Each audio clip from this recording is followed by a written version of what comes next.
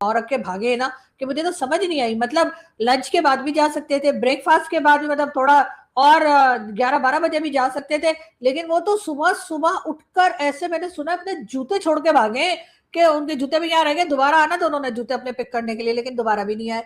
लेकिन अब समझ में नहीं आ रहा कि आखिर चाहते क्या है। तो जी ईरान, अगर ईरान है, उन्होंने भी असेंबली के अंदर तकरीर की थी। उन्होंने पार्लियामेंट के ये बात कही है कि इंडिया सुपर पावर बनने के ख्वाब देख रहा है और यहाँ पे हम लोग कर्जे मांग रहे हैं भिखारियों।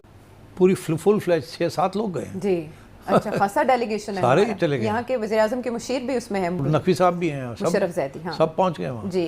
तो इसलिए आई थिंक हम we are going out of a way to support Iran and तो दोस्तों, पाकिस्तान का प्राइम मिनिस्टर शहबाज शरीफ अचानक से ईरान का दौरा रातों रात कैंसिल करके वहां से टर्की भाग गया है। इसके ऊपर सवाल उठ रहे हैं कि आखिरकार पाकिस्तान के प्राइम मिनिस्टर को ऐसी क्या बात आन पड़ी कि इसको सुबह सुबह ही टर्की के लिए भागना पड़ा है, क्योंकि ईरान के साथ इनके ब्रदरली संबंध थे और पाकिस्तान का कहना था ईरान के साथ हम बहुत बड़ी डील करेंगे। तो अचानक से दौरा कैंसिल करके ये लोग टर्की पूरी फुल फ्लैश 6-7 लोग गए जी।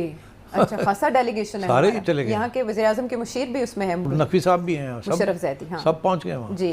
तो इसलिए आई थिंक हम we are going out of a way to support Iran and हम चाहते हैं कि कोई ना कोई सेटलमेंट हो जाए।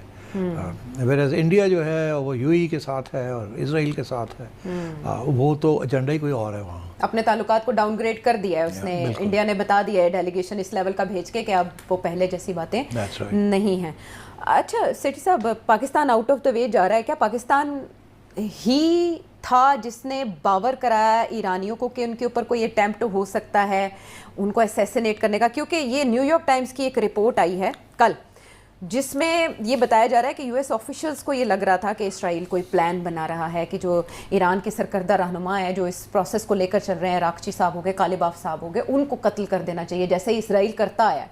तो आपको लगता है कि यूएस ने पाकिस्तानी हुकाम की ही मदद ली होगी इसको नाकाम बनाने? देखिए, जब से ये एमओयू की बात शुरू हुई है, अमेरिका का बहुत बड़ा स्टेक है इस जी। तो वो तो नहीं चाहेंगे ना कि इसराइल जो वो हरकतें करना चाह रहा है ये कंटिन्यू करें।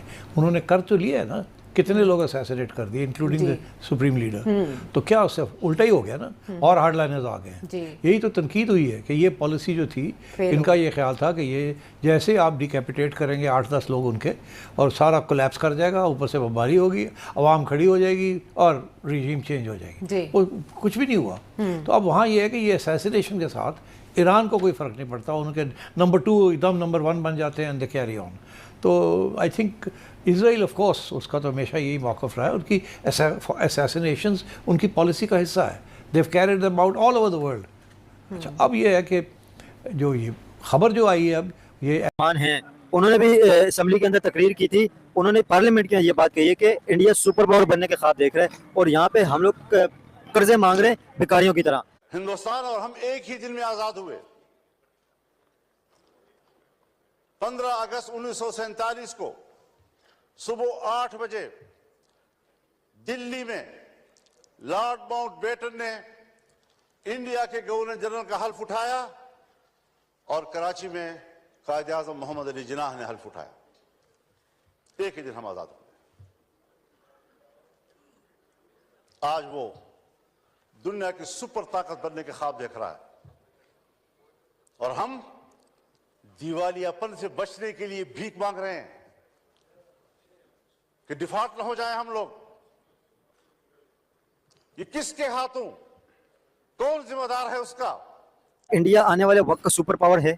भाई देखें, इंडिया की आप इकोनॉमी आप उठा के देखें तो उसने 92 के अंदर इंपोर्टेड चीजें जो हैं वो उसने मंगाना शुरू करी। उससे पहले उसकी इंपोर्ट बंद थी 90 के अंदर, 92 में। हाँ, 90s के अंदर मनमोहन सिंह जब फाइनेंस मिनिस्टर थे। सबसे बड़ी गाड़ी जो होती थी वो मारुति होती थी, जिसमें प्राइम मिनिस्टर बैठा करता था। वो सबसे हाई क्लास गाड़ी कहलाती थी।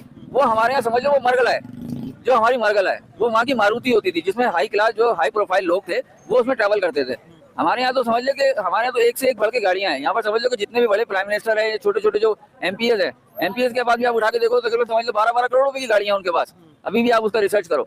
तो ये चीजें कहाँ से आ रही हैं? मतलब समझ लो कि एमपी और मिनिस्टर और इतना बड़ा तबका जो है ये अमीर से अमीर होता जा रहा है, ये कैसे हो रहा है? और आवाम गरीब से गरीब। आवाम गरीब से गरीब होती जा रही है। आप इस चीज को कंपैरिजन तो करो, आपको सब चीजें सामने आ जाएंगी कि आप हो क्या रहा है इस मुल्क के अंदर।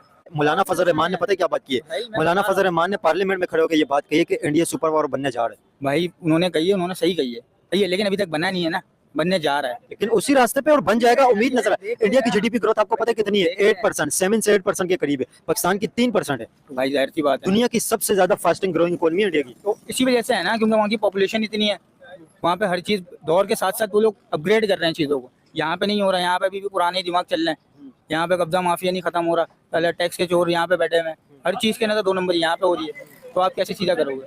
देखो जैसी आवाम वैसे हुक्मरान, ये आपने सुनी होगी मिसाल, ठीक है। तो भाई ये इसी वजह से हमारे मुल्क का बुरा हाल है। और इंडिया इसलिए अपग्रेड कर रहा है क्योंकि उसकी पॉपुलेशन बहुत है। अगर वहाँ कचरा है ना तो वहाँ पे साफ लोग भी ज़्यादा हैं। पाकिस्तान के अंदर आप कह रहे हो 30% खराब लोग होंगे, 70 अच्छे होंगे, सही है। तो इंडिया के 70% और पाकिस्तान के 70% के अंदर ज़मीन और आसमान का फर्क आएगा। भाई यही फर्क है कि वो जल्दी स्टैब्लिश हो रहा है और हम नहीं हो पा रहे। हम लोग एक जगह आगे रुक गए, हमारे दिमाग बंद हो गए पैसों के चक्कर में। लेकिन इंडियन गवर्नमेंट के हवाले से क्या कहेंगे? वो भी, उनका भी तो कुछ ना कुछ इसके अंदर दखल अंदाज है ना। कुछ नहीं करती। पाकिस्तान की गवर्नमेंट बहुत काम करती है, इंडिया की गवर्नमेंट कोई काम नहीं करती। आप हिस्ट्री उठा लो, आप चेक कर लो। कैसे? भाई इतना बड़ा इंडिया है, वो क्या करेंगे? खाक करेंगे। वहाँ की आवाम के अंदर यूनिटी है, यहाँ की आवाम में यूनिटी नहीं है। और गवर्नमेंट जितनी पाकिस्तान की काम करती है उतनी किसी मुल्क की गवर्नमेंट काम नहीं करती। हर चीज़ पे तो गवर्नमेंट को काम करना पड़ता है। लॉ बनाते हैं, उसके लिए भी आप कह रहे हो कि जाके पकड़ो, क्यों नहीं पकड़ ले? लॉ बना दिया उन्होंने, वो लॉ को इम्प्लीमेंट कराना भी तो जरूरी होता है ना। इम्प्लीमेंट तो भाई आवाम का फर्ज है ना। अब मैं एक एक के घर पे आके थोड़ी बोलूंगा।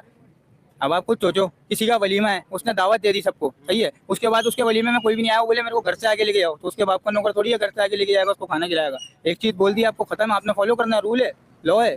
पाकिस्तान की हालत क्या बेहतर जो है ना, हम अपने अपने अंदर ही देख लेना, हम सभी गलत हैं। के लिए अगर किसी को नोबेल पीस प्राइज मिलेगा तो वो हमारे ही प्राइम मिनिस्टर को मिलेगा। ये और बात है कि प्राइम मिनिस्टर वो अपना प्राइज लेने के बाद या अपनी शील्ड लेने के बाद वो शील्ड जो है वो जो हमारे फील्ड मार्शल है उनके हवाले करने वाले थे और ये तमाम चीजें तय हो गई थी। लेकिन अगर लोगों को याद दिलाऊं मैं, तो पाकिस्तान पहले बिल्कुल भी ईरान के साथ नहीं था। पाकिस्तान मुसलसल अमेरिका का साथ दे रहा था, डोनाल्ड ट्रंप का साथ दे रहा था, और उसकी रीजन यही थी कि एक तरफ तो हमें पैसा मिलता है, हमें IMF, वर्ल्ड बैंक, यहाँ तक कि सऊदीया, कतर, कुवैत और UAE भी अगर पैसा देता है तो वो भी इसीलिए देते हैं कि अगर अमेरिका कह देता है कि हाँ भाई इनको थोड़े पैसे दे दो, इनको कुछ $1-2 बिलियन दे दो, $3 बिलियन दे दो, तो फिर जो है वो लोग हमें पैसा दे देते हैं। हालांकि देखने को वो इस्लामिक कंट्री है, तो हमारे तो वो इस्लामिक कंट्री के हिसाब से हमारे तो जी इस्लामिक भाई हुए, उनको तो हमारा बहुत ख्याल करना चाहिए। बल्कि मैं तो कहती हूँ सबको मिलकर पाकिस्तान का सारा कर्जा ही उतार देना चाहिए, लेकिन वो ऐसा नहीं करते। और जो थोड़े बहुत पैसे वो देते हैं वो किसी वक्त भी मांग लेते हैं। जबकि सऊदीया ने भी एक बार यही कहा था कि जी आपको 72 आवर्स के अंदर वापस देना पड़ेगा, और ऐसा हो भी गया था। सऊदीया ने अचानक से अमेरिका के कहने से जो है 72 आवर्स के अंदर अपना पैसा मांग लिया था। $3 बिलियन थे उस जमाने में।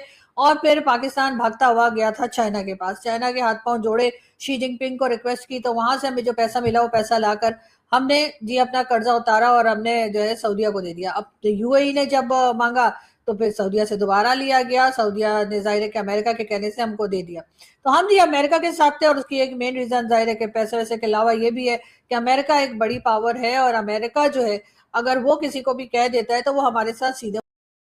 तो दोस्तों, जब शहबाज ईरान के दौरे पर जा रहा था तो पाकिस्तान की मीडिया ने बड़ी बड़ी डींगें हाँकी थी कि ईरान तो हमारा एक इस्लामिक ब्रदर है और वहां पर जाकर पाकिस्तान का भव्य स्वागत होने वाला है। साथ में शहबाज और ईरान के राष्ट्रपति बड़ी बड़ी डील करने वाले हैं, और ईरान के पास जो $300 बिलियन हैं उनमें से कुछ पैसा भी हमें मिल जाएगा। हो सकता है कि फ्री में ऑयल भी ईरान इनको दे दे। परंतु लगता नहीं है कि शहबाज को ऐसा कुछ मिला है, तभी तो रातों रात जो डील है या फिर कहें दौरा है वो कैंसिल करके ये लोग तड़के सुबह ही टर्की के लिए रवाना हो गए हैं। और इसके ऊपर पाकिस्तान के पत्रकार भी सवाल पूछ रहे हैं कि बड़ी बड़ी डील होने वाली थी ईरान के साथ, उन डील का क्या हुआ? शहबाज अचानक से टर्की क्यों भाग गया है? तो इसके पीछे मकसद है कि शहबाज शरीफ को ईरान में ज्यादा भाव नहीं मिला है, और जैसा इनको लगता था कि ईरान हमें फ्री में तेल दे देगा या फिर कुछ पैसे वगैरह देगा, वो पैसे भी नहीं मिले हैं। तो इसलिए इन्होंने उन्होंने सोचा कि चलो ईरान आए ही हैं,